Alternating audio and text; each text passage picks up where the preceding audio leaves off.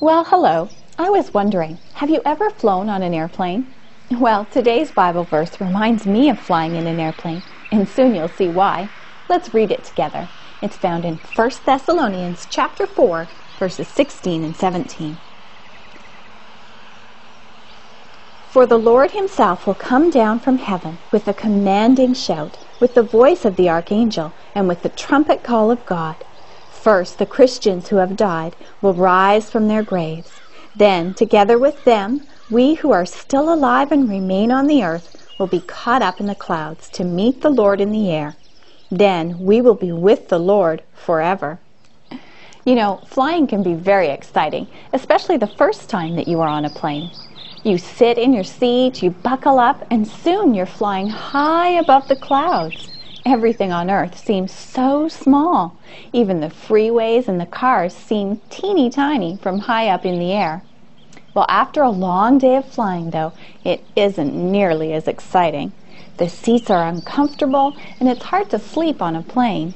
The person behind you might be kicking your seat, or you could even have a drink spilled on you by a flight attendant.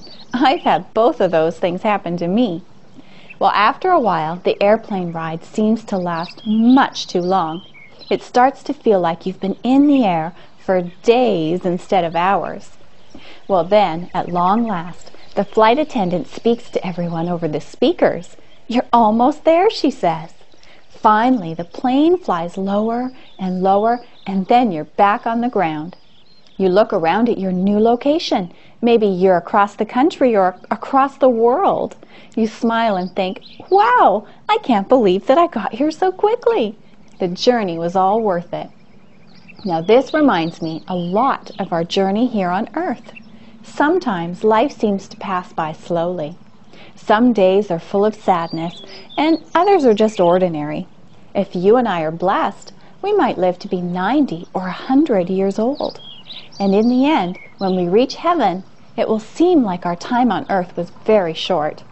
I think that we will be in heaven looking at how beautiful and wonderful it is, thinking, "I can't believe that I got here so quickly."